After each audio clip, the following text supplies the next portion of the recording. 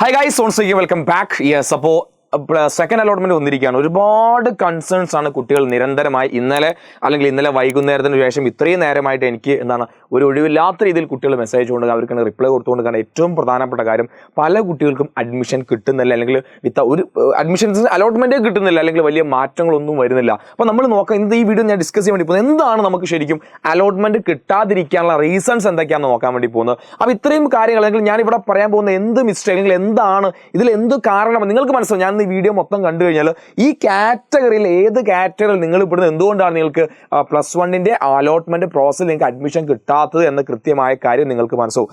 ആദ്യമായിട്ടാണ് ഈ വീഡിയോ നിങ്ങൾ നമ്മുടെ ചാനൽ കാണുന്ന നിർബന്ധമായി നിങ്ങൾ സബ്സ്ക്രൈബ് ചെയ്യുക, ഒരു ലൈക്ക് അടിച്ചുകൊണ്ട് നമ്മളെ ബാക്കി വീഡിയോ നിങ്ങൾ കാണാം കേട്ടോ. ആദ്യത്തെ കാര്യം മാർക്ക് തന്നെയാണ്. മാർക്ക് വലിയൊരു ഫാക്ടറാണ്. നമ്മൾ A+ന്റെ എണ്ണം ഈസ് വെരി ഇമ്പോർട്ടൻറ്റ്. അതുകൊണ്ടാണ് നിങ്ങൾക്ക് പലർക്കും അഡ്മിഷൻ കിട്ടാത്തത്. അപ്പോൾ മാർക്ക് വലിയൊരു ഘടകം തന്നെയാണ്. അതിൽ നമുക്ക് സംശയങ്ങൾ, അല്ലെങ്കിൽ നമുക്ക് വേറെ അഭിപ്രായ വ്യത്യാസങ്ങളൊന്നുമില്ല. മാർക്ക് A+, ഫുൾ A+ ഉള്ള കുട്ടികളാണെങ്കിൽ ഇപ്പോഴും അടുത്ത ചോദ്യം വരാണ്ട്, സാറേ എനിക്ക് ഫുൾ A+ ഉണ്ട്. ഇന്നലെ എനിക്ക് ഒന്നല്ല ഒരുപാട് പാരൻസ് ഇന്നലെ മാർക്ക് ലിസ്റ്റ് അയച്ചിട്ട് എനിക്ക് മെസ്സേജ് അയക്കുന്നത്, സാറേ ഫുൾ A+ ഉണ്ട്, ഇതുവരെ അഡ്മിഷൻ കിട്ടില്ല, ടെൻഷനാണ് എൻ്റെ മക്കൾക്ക്, ഞങ്ങൾ എന്താ ചെയ്യുക? എല്ലാവരും പറഞ്ഞു, അലോട്ട്മെന്റ് കൊടുക്കുന്ന സമയത്ത് എല്ലാവരും പറഞ്ഞു ഫുൾ A+ ആണ്, പേടിക്കാനുള്ള ഫസ്റ്റ് അലോട്ട്മെന്റിലെ ട്രയലിലേക്ക് കിട്ടുമെന്ന് പറഞ്ഞു. എന്താ കിട്ടാത്തതെന്ന് ഞാൻ പറയുന്നത് ശ്രദ്ധിച്ചോ. അപ്പോൾ A+ന്റെ എണ്ണം, ഫുൾ A+ ഉണ്ടെങ്കിൽ നിങ്ങളുടെ ചാൻസ് കൂടുതലാണ്. അപ്പോൾ A+ന്റെ എണ്ണം ഓരോന്ന് കുറയുന്നതനുസരിച്ച് നിങ്ങളുടെ ചാൻസ് കുറയും എന്നല്ല ഞാൻ പറയുന്നത്. അല്ലെങ്കിൽ നിങ്ങൾ ചില A+ എണ്ണം കംപ്ലീറ്റ് ആണെങ്കിൽ എന്തായാലും കിട്ടും. 1-2 A+ എണ്ണം കുറഞ്ഞാലും കുഴപ്പമില്ല. അത് നമുക്ക് എവിടെ പരിഹരിക്കാം? ഇത്രയും കാര്യങ്ങളാണ് നിങ്ങൾ അത് പരിഹരിക്കേണ്ടത്. A+ന്റെ എണ്ണം കുറവുള്ള ആൾ. ഓക്കെ, അപ്പോൾ A+ മാർക്ക് വളരെ പ്രധാനപ്പെട്ട ഒരു സംശയമില്ല. രണ്ടാമത്തത് നമ്പർ ഓഫ് സ്കൂൾ. നിങ്ങൾ എത്ര സ്കൂളാണ് അലോട്ട്മെന്റ് കൊടുത്തത്? ഇന്നലെ വന്നതിൽ ഞാൻ ഏറ്റവും കൂടുതൽ എനിക്ക് ഞെട്ടിച്ചൊരു കാര്യം, പല ആളുകളും ഫുൾ A+ ഉണ്ട് എന്ന് വിചാരിച്ച് വെറും 2 സ്കൂൾ കൊടുത്ത പാരൻസ് ഉണ്ട്, 4 സ്കൂൾ 5 സ്കൂളിൽ മാത്രം കൊടുത്ത പാരൻസ് ഉണ്ട്. അവരെ പാരൻസിനെ കുറ്റം പറയല്ലോ ഞാൻ. അല്ലെങ്കിൽ നിങ്ങൾക്കറിയാം, നിങ്ങൾക്ക് ഈ ഒരു സിസ്റ്റത്തെ പറ്റി അറിയാത്തത് കൊണ്ടാണ്. നിങ്ങൾ വിചാരിക്കുക, അല്ലെങ്കിൽ നമ്മളെ പഠിക്കുന്ന സമയത്ത് നമ്മൾ എന്താ വിചാരിക്കുക, ഫുൾ A+ ഉണ്ട്, നമ്മൾ എന്ത് പേടിക്കാനാണ്, ഫസ്റ്റ് ഓഫ് എൻ്റെ കുട്ടിക്ക് അഡ്മിഷൻ കിട്ടും. പക്ഷെ എന്താ സംഭവം? നിങ്ങളൊന്ന് ആലോചിച്ചു, നിങ്ങൾ കൊടുത്ത അവിടുത്തെ ഏറ്റവും ബെസ്റ്റ് സ്കൂളായിരിക്കും. ഒരു സ്കൂളിൽ ഞാൻ ആലോചിക്കും 1, 2, 3, ഓക്കെ, ഇത് ഓരോ സ്കൂളിലെ പേരായിരിക്കാം. എനിക്ക് ABCD എന്നുണ്ട്, ABC 3 സ്കൂളാണ്. ഇവിടെ സ്കൂളിൽ സീറ്റ് 60 സീറ്റ്, ഇവിടെ 60 സീറ്റ്, ഇവിടെ 60 സീറ്റ്. റെഡി? നിങ്ങളെ മക്കൾക്ക് ഫുൾ A+ ഉണ്ട്, ഓക്കെ, നല്ല കാര്യം. ആ ഫുൾ A+ ഉള്ള കുട്ടി നിങ്ങൾ എന്ത് ചെയ്യാണ്? ഈ ഓരോ സ്കൂൾ, ആകെ 3 സ്കൂളാണ് അഡ്മിഷൻ കൊടുത്തതായിരിക്കാം. എറൗണ്ട് ഓരോ സ്കൂളിലേക്കും 1000-ലധികം കുട്ടികളായിരിക്കും എന്ത് ചെയ്യുക, അപേക്ഷിച്ചിട്ടുണ്ടായിരിക്കുക. അതിൽ എത്ര കുട്ടിക്ക് ഫുൾ A+ ഉണ്ടാവും? 1000 ഫുൾ A+ ഉള്ള കുട്ടികൾ ഈ A എന്ന് പറഞ്ഞ സ്കൂളിലേക്ക് അപേക്ഷിച്ചെന്ന് വിചാരിക്കുക. എന്നാലും 940 കുട്ടിക്ക് അഡ്മിഷൻ കൊടുക്കാൻ ആകെ എത്ര സീറ്റേ ഉള്ളൂ? 60 സീറ്റ് അവിടെ ഉള്ളൂ. അപ്പോൾ എന്താ ചെയ്യുക? അവരെന്താ നോക്കുക? A+ന് അപ്പുറത്തേക്ക് എന്തൊക്കെയാ കുട്ടിക്കുണ്ട്?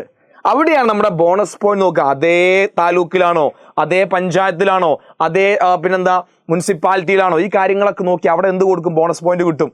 ഓഡിറ്റ്. അതുപോലെ തന്നെ അവന് എക്സ്ട്രാ കരിക്കുലർ ആക്ടിവിറ്റീസ് ഉണ്ടോ, ഈ കാര്യങ്ങളൊക്കെ നോക്കും. അതുകൊണ്ട് നിങ്ങൾ 1, 2, 3 സ്കൂളിൽ കൊടുത്താൽ പോരാ, 50 സ്കൂൾ കൊടുക്കാനുള്ള അവസരം അവിടെ ഉണ്ട്. പക്ഷെ നിങ്ങൾ ആ സമയത്ത് ശ്രദ്ധിച്ചില്ല. നമുക്ക് ഇനി ഇത് പറഞ്ഞിട്ട് കാര്യമില്ല. അപ്പോൾ അത് ഒന്നാമത്തെ ഘടകമാണ്. നമ്പർ ഓഫ് നിങ്ങൾ സ്കൂളിന്റെ എണ്ണം കുറച്ച് കൊടുത്തതോ നിങ്ങളെ അഡ്മിഷനെ ബാധിച്ചിരുന്നത്, അല്ലെങ്കിൽ നിങ്ങൾ അലോട്ട്മെന്റ് കിട്ടാനുള്ള സാധ്യത കുറച്ചൊരു ഘടകമാണ്. അപ്പോൾ എന്താണ്, നമ്പർ ഓഫ് സ്കൂൾ നിങ്ങൾ മാക്സിമം കൊടുക്കണമായിരുന്നു. ഏറ്റവും ചുരുങ്ങിയത് 20 സ്കൂളെങ്കിൽ, ഒരു 10-15 സ്കൂളെങ്കിൽ നിങ്ങൾ കൊടുക്കണമായിരുന്നു. എങ്കിലേ നിങ്ങൾക്ക് എവിടെയെങ്കിലുമൊക്കെ കയറി പറ്റാൻ സാധിക്കുമായിരുന്നു. അപ്പം ഞാൻ എൻ്റെ കസിൻ്റെ, ഞാൻ മുന്നേ വീഡിയോയിലൊക്കെ ഞാൻ കാണിക്കുന്ന എൻ്റെ കസിന്, അവൾക്ക് ഞാൻ കൊടുത്ത സ്കൂളിലാണ് എനിക്ക് തോന്നുന്നു 16-17 സ്കൂൾ കൊടുത്തിട്ടുണ്ട്.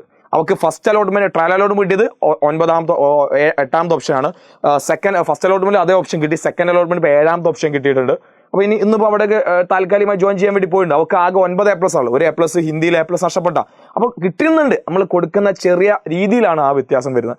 അടുത്തത് റിസർവേഷൻ എന്ന് പറഞ്ഞൊരു സാധനമുണ്ട്. നമ്മുടെ SC ST വിഭാഗത്തിന്, അതുപോലെ തന്നെ പിന്നെ OBC-കാർക്ക് ഒരു ചെറിയ റിസർവേഷൻ ഉണ്ട്. അതുപോലെ തന്നെ വിമുക്ത ഭടന്മാർ, ആ കാറ്റഗറിയിലൊക്കെ വരുന്ന ആളുകൾക്ക് റിസർവേഷൻ ഉണ്ടായിരിക്കും. അപ്പോൾ ഒരു പെർസെൻറ്റേജ് സീറ്റ് എവിടെ പോകും? ഈ റിസർവേഷൻ അങ്ങോട്ട് പോകും. അപ്പോൾ ജനറൽ കാറ്റഗറിയിലെ ആളുകൾക്ക് റിസർവേഷൻ ഉണ്ടായിരിക്കില്ല.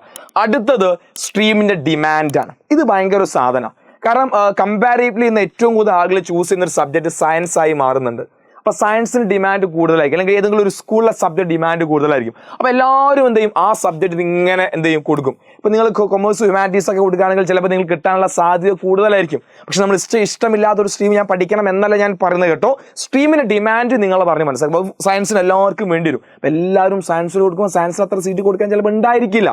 ചിലപ്പോൾ ഫസ്റ്റ് കൊടുത്തപ്പോൾ ഞാൻ പറഞ്ഞ ഒരു സ്കൂളിൽ 60 സീറ്റുകൾ, ആ ഫസ്റ്റ് അലോട്ട്മെന്റ് കൊടുത്ത കുട്ടികളൊക്കെ ഹൈ മാർക്ക് ഈ പറഞ്ഞ NCC NSS ആ പരിപാടികളൊക്കെ ഉള്ള കുട്ടികളാണെങ്കിൽ അവർക്ക് കൊടുക്കും. അപ്പോൾ നമുക്ക് കിട്ടൂല. അപ്പോൾ അവരൊക്കെ അഡ്മിഷൻ എടുത്തു കഴിഞ്ഞാൽ അവർ പല സ്കൂളിലും കൊടുത്തു കാണുമല്ലോ. ഒരു സ്കൂളല്ല കൊടുക്കുക. ഫോർ എക്സാമ്പിൾ ഇപ്പോൾ ഒരുപാട് കുട്ടികൾ ഇപ്പോൾ ഒരു A എന്ന് പറഞ്ഞ സ്കൂളുണ്ട്. ആ A എന്ന് പറഞ്ഞ സ്കൂളിൽ ഒരു കുട്ടിക്ക് അഡ്മിഷൻ കിട്ടി. ഇതേ കുട്ടി Bയിലും Cയിലും D E ഉൾപ്പെടെ 10-20 സ്കൂളിൽ കൊടുത്തിട്ടുണ്ടാവും. ഞാൻ പറഞ്ഞ കാര്യം ശ്രദ്ധിക്കണേ. അപ്പോൾ ആ കുട്ടിക്ക് Aയിൽ അഡ്മിഷൻ പെർമനന്റ് ആയി എടുത്തു കഴിഞ്ഞാൽ ഇവിടത്തെ ഒക്കെ ആ കുട്ടി പോയി. അപ്പോൾ സ്വാഭാവികം ആ സ്കൂളിനൊക്കെ കുട്ടീൻ്റെ റാങ്ക് കട്ടായി. അപ്പോൾ ആ സ്കൂളിൽ വെയിറ്റിംഗ് കുട്ടികളുടെ റാങ്ക് മേലോട്ട് കയറുമല്ലോ. ഇതാണ് നടക്കാൻ വേണ്ടി പോകുന്നത്. സ്വാഭാവികമായിട്ടും ഈ തേർഡ് അലോട്ട്മെന്റ് ഒക്കെ കഴിയുമ്പോൾ പല ആളുകൾ ഇപ്പോൾ ടെമ്പററി ഒക്കെ ജോയിൻ ചെയ്യുന്നുണ്ടാവും. അപ്പോൾ സെക്കൻഡ് അലോട്ട്മെന്റും തേർഡ് അലോട്ട്മെന്റും കഴിയുമ്പോൾ എന്തായാലും അലോട്ട്മെന്റിൽ കിട്ടിയ കുട്ടികൾ ഏതെങ്കിലും സ്കൂളിൽ പെർമനന്റ് ആയി ജോയിൻ ചെയ്യും. പെർമനന്റ് ആയി ജോയിൻ ചെയ്യുമ്പോൾ ഈ രീതിയിൽ റാങ്കിൽ വലിയൊരു വ്യത്യാസം അങ്ങ് വരും. അപ്പോൾ കുറേ സ്കൂൾ എന്ത് ചെയ്യും, സീറ്റ് ഒഴിവ് വരും. ഇതൊരു റിലാക്സേഷൻ കാര്യമാണ്. നിങ്ങൾ സമാധാനത്തിൽ കേൾക്കുക. എന്തായാലും സീറ്റ് ഒഴിവ് വരും. ഓക്കെ. അപ്പോൾ സ്ട്രീമിന്റെ ഡിമാൻഡും അതുപോലെ തന്നെ ഈ പറഞ്ഞ റാങ്കിൽ വരുന്ന വ്യത്യാസം, നമ്മൾ ഈ permanent and temporary permanent join ചെയ്യുമ്പോൾ ഉള്ളൊരു വ്യത്യാസമാണ് ഈ കാര്യം. ഇത് ക്ലിയർ ആയല്ലോ. പിന്നെ അടുത്താണ് ഈ ബോണസ് പോയിന്റ്. ഞാൻ പറഞ്ഞ പോലെ ബോണസ് പോയിന്റ് വളരെയധികം ഇമ്പോർട്ടൻസ് ഉണ്ട്. കാരണം ഇപ്പം ഞാൻ താമസിക്കുന്ന സ്ഥലം എന്ന് പറഞ്ഞാൽ ഇപ്പോൾ ഞങ്ങളെ ചുറ്റുപാടും ഒരു 4 കിലോമീറ്റർ ചുറ്റളവിൽ എത്ര ഹയർ സെക്കൻഡറി സ്കൂൾ ഉണ്ട് ഞങ്ങൾക്ക്? ഒന്ന് ഞങ്ങളെ തൊട്ടടുത്തുള്ള സ്കൂൾ ഒന്നുണ്ട്, 2, 3, 4, 5ഓളം വരുന്ന സ്കൂൾ എൻ്റെ 5 കിലോമീറ്റർ ചുറ്റളവിലുണ്ട്. പക്ഷേ എൻ്റെ കസിന് പിന്നെ ആകെ 2 സ്കൂളാണ് കിട്ടിയത്. കാരണം മറ്റൊന്നുമല്ല, നമ്മൾ എന്താണ് പിന്നെ പഞ്ചായത്തിൻ്റെയും മുനിസിപ്പാലിറ്റിൻ്റെയും കോർപ്പറേഷൻ്റെയും ബോർഡറിൽ ഞങ്ങൾ ജസ്റ്റ് ഒരു 1-2 കിലോമീറ്റർ വ്യത്യാസത്തിൽ ഞങ്ങൾ ബോർഡറിലാണ്. അതുകൊണ്ടാണ് ഈ പറഞ്ഞ ഒരുപാട് സ്കൂളുകൾ പറഞ്ഞ ബെസ്റ്റ് സ്കൂൾ എന്ന് പറഞ്ഞ പല സ്കൂളുകളും അതൊക്കെ 1, 2, 3, 4ഓളം വരുന്ന ഏറ്റവും ബെസ്റ്റ് സ്കൂളുകൾ അടുത്തടുത്താണ്. അതൊക്കെ എവിടെയാണ്? അതൊക്കെ കോർപ്പറേഷനിലാണ്. അപ്പോൾ അവിടെ ബോണസ് പോയിന്റ് അവർക്ക് കിട്ടൂല. അവൾ പഞ്ചായത്തിൽ വിടുന്നതാണ്. അപ്പോൾ ആ ബോണസ് പോയിന്റ് ഇല്ലാത്ത കാരണമാണ് അവർക്ക് ആ സ്കൂളിൽ കിട്ടാത്തത്. അപ്പോൾ ഈ ബോണസ് പോയിന്റ് വലിയ റോളുണ്ട്. നമ്മളെ പഞ്ചായത്താണോ നമ്മുടെ മുനിസിപ്പാലിറ്റി ആണോ നമ്മൾ പഠിച്ച സ്കൂളാണോ, ഇതിനൊക്കെ ബോണസ് പോയിന്റിന് വളരെയധികം പ്രാധാന്യമുണ്ട്. അപ്പോൾ ഈ കാര്യങ്ങളെല്ലാം കൂടി ചേരുമ്പോഴാണ് നമുക്ക് അഡ്മിഷൻ കിട്ടാതെ അല്ലെങ്കിൽ കിട്ടാതിരിക്കുക എന്നൊരു സാഹചര്യം വരുന്നത്. ഇപ്പോൾ നിങ്ങൾക്ക് ഏറെക്കൊരു ഒരു ഐഡിയ കിട്ടിയിട്ടുണ്ടാവും ഇതിൽ എന്താണ് എൻ്റെ അഡ്മിഷനെ നിലവിൽ കിട്ടാതിരിക്കാനുള്ള വിഷയം എന്നുള്ളത്. ഓക്കെ. ഫുൾ A+ കുട്ടികളുണ്ട്, കിട്ടാത്ത വിഷയം മറ്റൊന്നുമല്ല.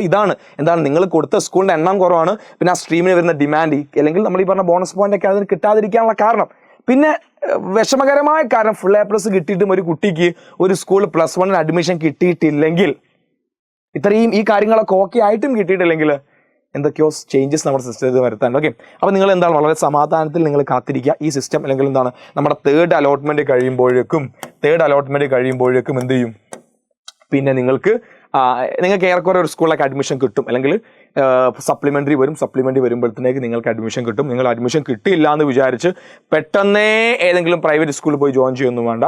നിങ്ങൾ വെയിറ്റ് ചെയ്യ്. ഞാൻ ഇന്നലെ ഇൻസ്റ്റാഗ്രാമിൽ ഞാൻ ചെയ്ത വീഡിയോ നിങ്ങൾ വെയിറ്റ് ചെയ്യ്, ക്ഷമയോടുകൂടി വെയിറ്റ് ചെയ്യ്, അഡ്മിഷൻ കിട്ടും. റെഡി. അപ്പോൾ ഇനിയും സംശയങ്ങളുണ്ടെങ്കിൽ നമ്മുടെ ഡൗട്ട് ക്ലിയറൻസ് നമ്പർ ഉണ്ട്. അതല്ലെങ്കിൽ എൻ്റെ ഇൻസ്റ്റാ പേജിൽ മെസ്സേജ് അയച്ചാൽ ഞാൻ നിങ്ങൾക്ക് ഒരുപാട് മെസ്സേജ് വരുന്നുണ്ട്. പിന്നെ ചോദിച്ചതന്നെ ഞാൻ വീഡിയോ ചെയ്ത കാര്യങ്ങൾ തന്നെ പല കുട്ടികളും ചോദിക്കുന്നു. അപ്പോൾ എൻ്റെ അക്കൗണ്ട് കയറി വീഡിയോസൊക്കെ നിങ്ങൾ കാണുക. ആ കാര്യങ്ങളാണോ നിങ്ങളുടെ സംശയം ഒന്ന് ക്ലിയർ ചെയ്ത് നിങ്ങൾ മെസ്സേജ് അയക്കുക. ഞാൻ പറഞ്ഞ കാര്യങ്ങൾ തന്നെയാണ് ഒരു 90% കുട്ടികൾ വീണ്ടും ചോദിക്കുന്നത്. അതിൽ ഒന്നാമത്തെ ചോദ്യം, പിന്നെ എനിക്ക് കിട്ടിയ അതേ സ്കൂളിൽ തന്നെയാണ് വീണ്ടും കിട്ടി, ഞാൻ എന്താ ചെയ്യേണ്ടത്? ഞാൻ അതിൻ്റെ ഒരു വീഡിയോ സെപ്പറേറ്റ് ചെയ്തിരുന്നു. അങ്ങനെ സ്കൂളാണ് നിങ്ങൾക്ക് ഫസ്റ്റ് അലോട്ട്മെൻറ്റിൽ നിങ്ങൾ കിട്ടിയ അതേ സ്കൂളാണ് കിട്ടിയെങ്കിൽ ഒന്ന് വിളിച്ചു പറയാം, ഞാൻ വീണ്ടും അവിടെ ടെമ്പററി ആയിട്ട് തന്നെ ജോയിൻ ചെയ്യാമെന്ന് പറഞ്ഞാൽ മതി. അത്ര പരിപാടിയുള്ളൂ. ഓക്കെ. അപ്പോൾ നിങ്ങൾ മൊത്തത്തിൽ നോക്കിയിട്ട് നിങ്ങൾ എന്ത് ചെയ്യുക, മെസ്സേജ് അയക്കാറ്. ഒരുപാട് മെസ്സേജ് വരുമ്പോൾ നിങ്ങളുടെ മെസ്സേജ് ചിലപ്പോൾ താഴോട്ടായി പോകുന്നതാണ്, അല്ല നിങ്ങളുടെ മൈൻഡ് ചെയ്യാത്ത വിഷയങ്ങളൊന്നുമില്ല. ഓക്കെ. അപ്പോൾ എന്തെങ്കിലും ഡൗട്ട് നിങ്ങൾ താഴെ കമൻറ്റ് ചെയ്യുക. ആൻഡ് നിങ്ങൾ ആദ്യം നമ്മുടെ ചാനൽ സബ്സ്ക്രൈബ് ചെയ്യണം, നമ്മുടെ വീഡിയോക്ക് ലൈക്ക് ചെയ്യാൻ മറക്കരുത്. നിങ്ങളുടെ ഫ്രണ്ട്സിന് വേഗം ഇതൊന്ന് ഷെയർ ചെയ്ത് കൊടുക്കുക. എന്താണ് കാര്യം, സത്യാവസ്ഥ അറിഞ്ഞിരിക്കുക, സീറ്റ് കിട്ടും, സമാധാനത്തിലിരിക്കുക.